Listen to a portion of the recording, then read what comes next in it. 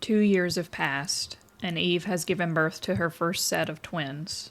A gentle smile graced Eve's lips as she gazed upon her newborn twins, her heart overflowing with love for them, a testament to the deep affection she held for Adam. Adam couldn't be happier. Sure, raising the first set of children took considerable effort. They were, after all, the first human parents and had no parenting guide, but they tried their best. Adam had to hold Eve back when she wanted to have more children just a day after giving birth to Cain and Akhlima. He wanted to wait a couple more months to a year to test out parenthood, but Eve was impatient. Pregnancy was the happiest Eve had ever been. Adam always paid attention to her and tended to her needs. She wanted Adam to pay all his attention to her. She may love Cain and Akhlima, but her love for Adam superseded all. However, she understood why Adam was hesitant to have more children, so for 1 year Adam raised, observed, and tried to understand his own children.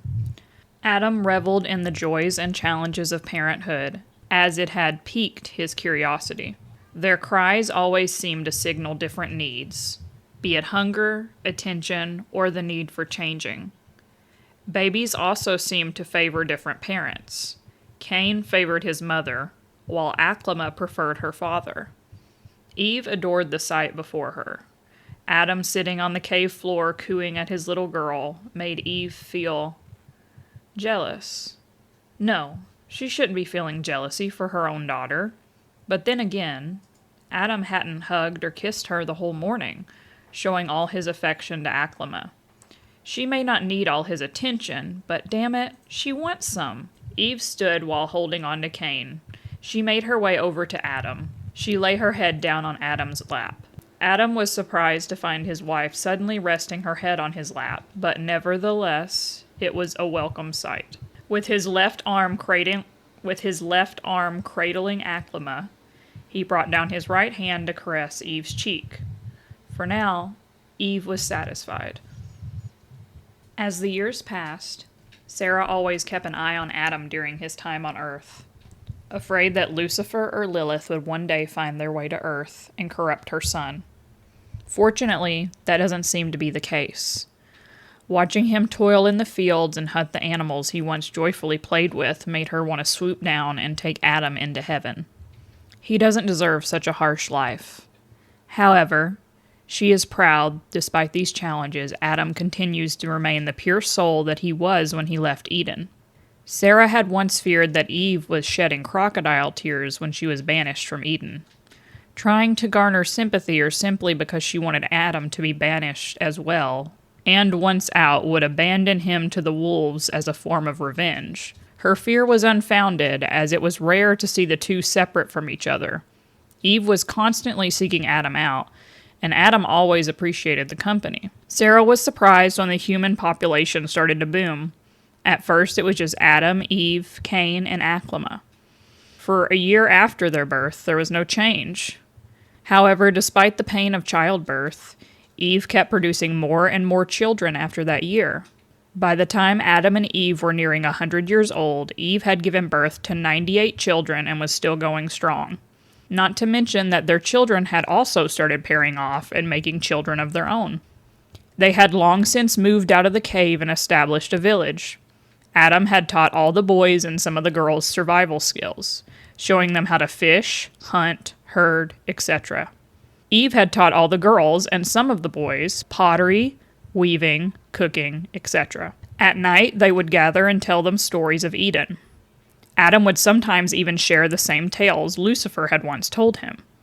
Sarah felt she needed to do something special for Adam's 100th birthday.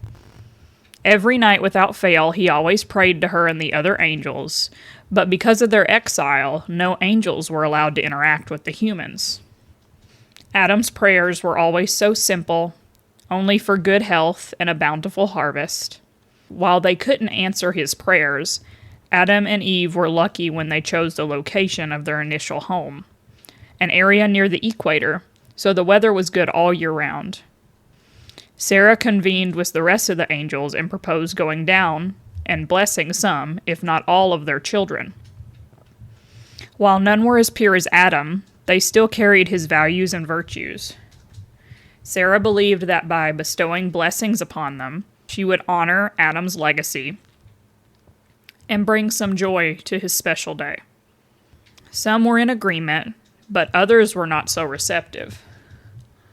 Michael believed that since all their children are tainted with sin that Eve carries, none of them deserve their blessing. Only Adam.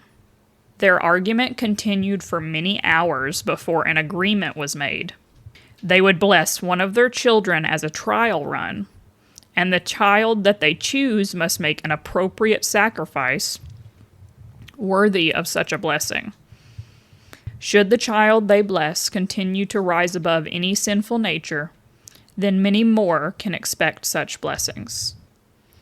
On the night of Adam's birthday, Adam makes his way to his secluded altar and prays to Sarah and the others as he usually does. Except this time, a bright light shines above him as he sees Sarah descend towards Adam. A soft smile adorns her face as she slowly approaches him. Adam was stunned. He had not seen Sarah in so long. He wasn't sure anymore what to do. He steps back, unsure of Sarah's intentions.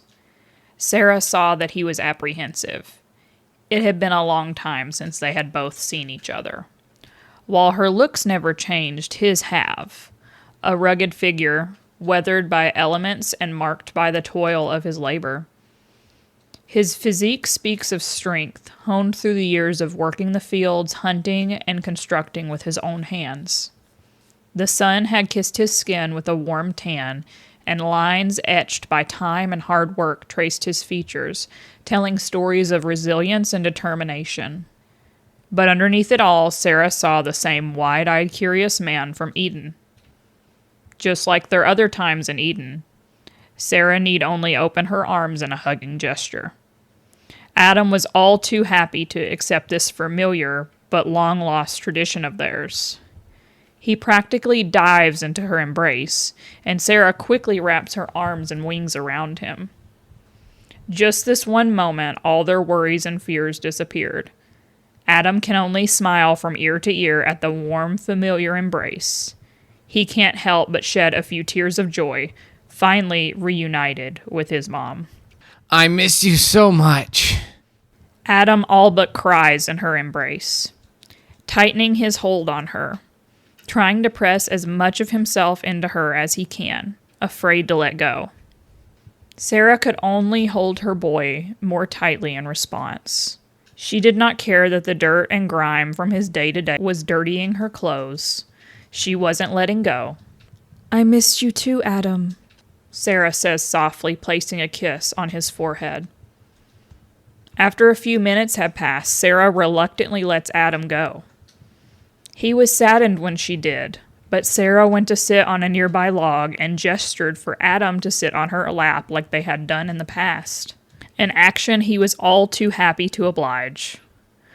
With Adam now resting on her lap and her wings around him, it was time to break the good news to him. Adam, I've come bearing good news. Sarah smiles as she stares into his golden eyes. The Heavenly Council and I have decided to bless one of your children as a gift to you for your 100th birthday. That is amazing, Adam exclaims in joy. Which of my children will you bless? Sarah chuckles at the joy Adam is giving off. How she missed him.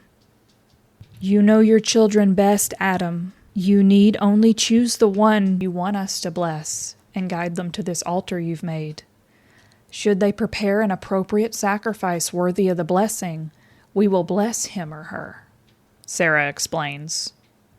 Should all be well, your children can expect more blessings in the future. Adam buries his face in her neck, profusely thanking Sarah. Thank you, Sarah. I can't wait to see the blessing upon my child. I'm sorry, Adam, but you are not allowed to be there when your child receives the blessing. They must show that what they offer comes from them and in no way influenced by you, Sarah says solemnly. Regardless, to Adam, this was the best news he could hope for. One of his children will be blessed, and hopefully more to come. The future in this moment looked so bright. Adam and Sarah continued to hold each other for the next half an hour before finally releasing their hold on each other. Eve would be elated at this news. Adam is full of excitement, but soon frowns when he has to say goodbye to Sarah. Will I see you again? Have faith, Adam. Should the future work in our favor, then we will see each other more often. Sarah shows a soft smile as she waves goodbye. Goodbye, Mom. Adam turns and waves goodbye as he is about to head back. Goodbye, son. Sarah smiles and replies with no hesitation. Adam was on cloud 9 as he made his way back home.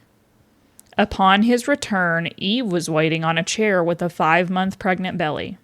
Your prayers tonight took longer than usual. Did something happen? Eve questions. Adam excitedly comes up to her and takes both of her hands in his. Sarah visited me tonight. She told me that one of our children would receive their blessing after they provided a sacrifice. Adam explains excitedly. Eve was bitter at this news. That bitch. She only shows up now that they are reaching their 100th birthdays? Trying to worm her way back into our lives and take away Adam's love? But Adam, we don't need their blessing. We have done well these past few decades. Eve tries to reason. Adam doesn't notice the annoyed expression on Eve's face as he is still elated at the news. Of course we don't need it, but there's no downside to having it. If all goes well, they promise to bless more of our children in the future. We may even be able to have heaven's good graces on our side once more. Wouldn't that be perfect? Adam asks. Fuck no! Yeah, honey, it sounds perfect. Who are you choosing? Eve says through gritted teeth. Well, I'm thinking either Cain or Abel. Cain has always worked hard in the fields, and his harvest is almost always plentiful.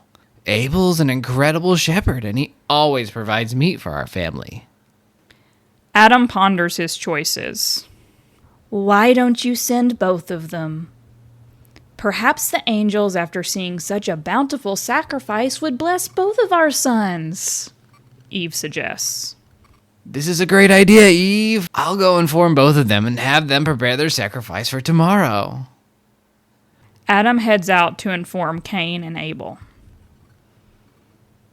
The next morning, Adam and Eve watches their sons prepare their sacrifice for the angels. Cain was preparing a sheaf of wheat, freshly harvested that morning, and Abel was preparing the firstborn lamb of his flock. Adam, satisfied with what he had seen, decided to attend to his other duties while Eve remained by Cain's side as he continued to harvest his wheat. Mom, why does Dad sing the angels' praises constantly? But I've never heard you do so before. Cain asked. Because unlike me, your father is the angels' favorite. You make one mistake and they toss you out without another care in the world.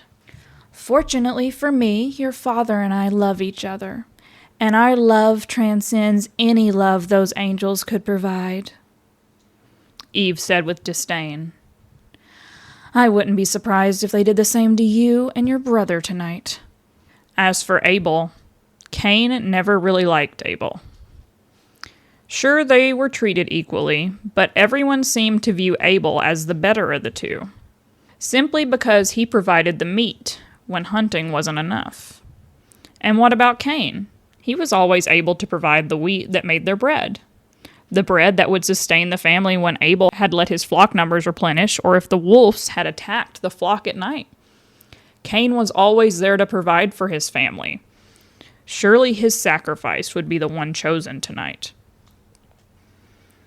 That evening, Sarah, Michael, and a few other angels descended on the altar that Adam usually prayed at. Upon arriving, they saw two men before them, one with a sheaf of wheat, and the other with the youngest lamb of his flock. The angels looked between the two, inspected their sacrifices. The angels soon gathered around Abel, who brought them his firstborn lamb, and gently placed their hands upon his head. With this one simple act, Abel was now blessed by the heavens as his brother looked on in rage and jealousy.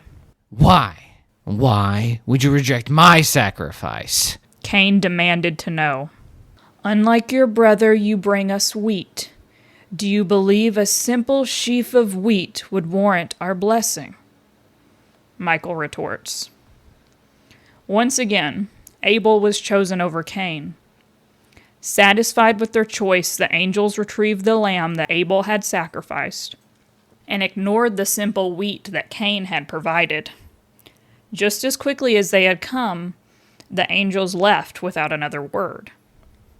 Do not be crestfallen, brother.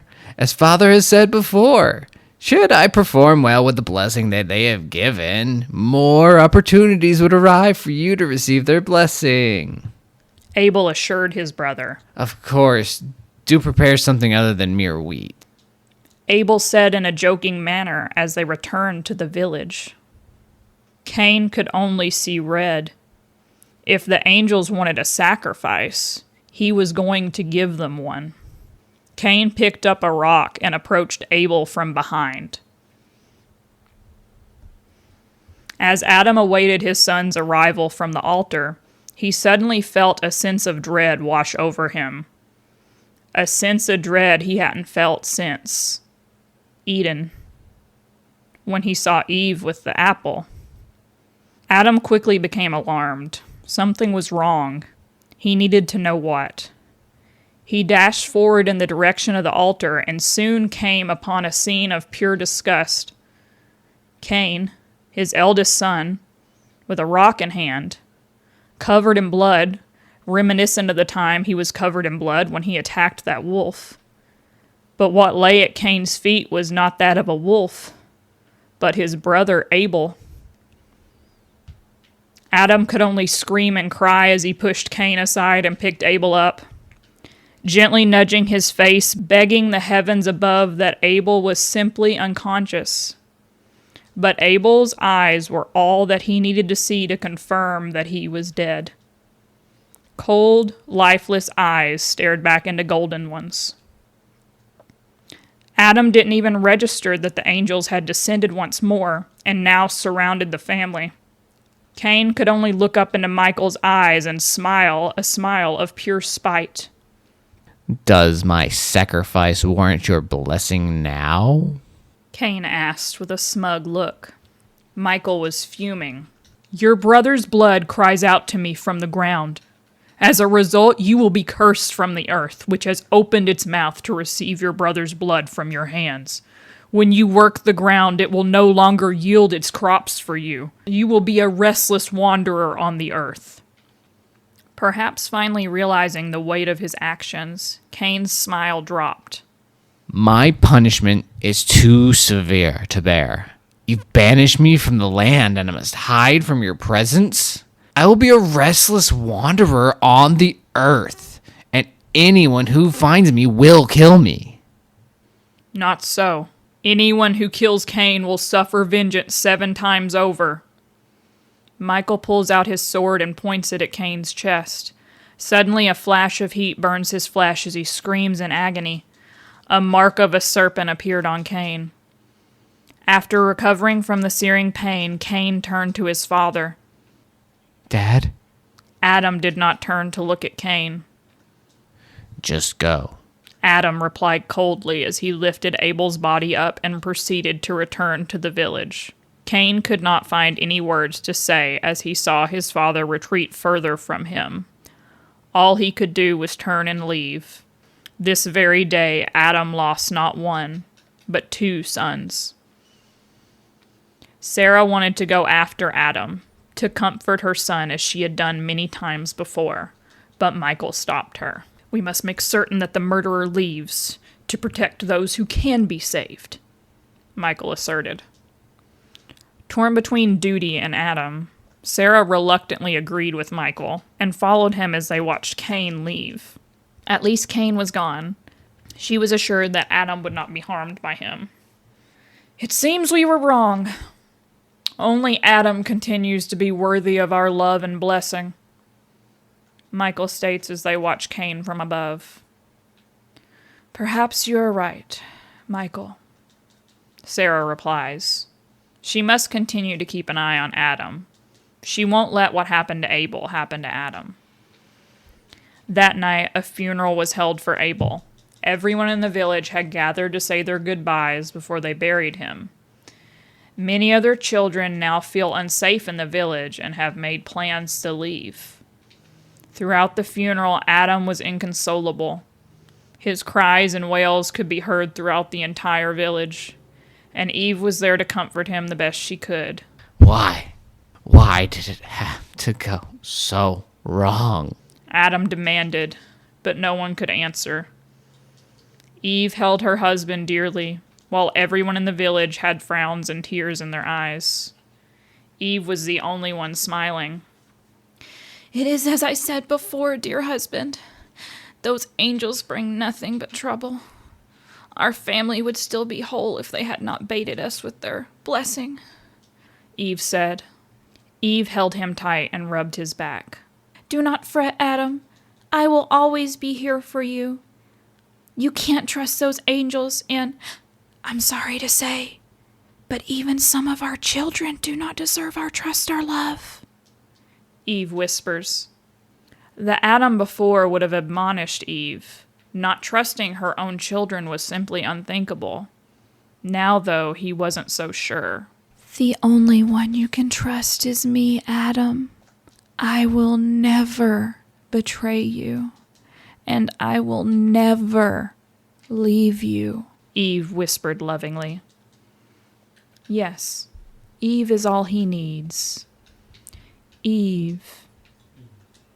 Eve. "Till death do us part."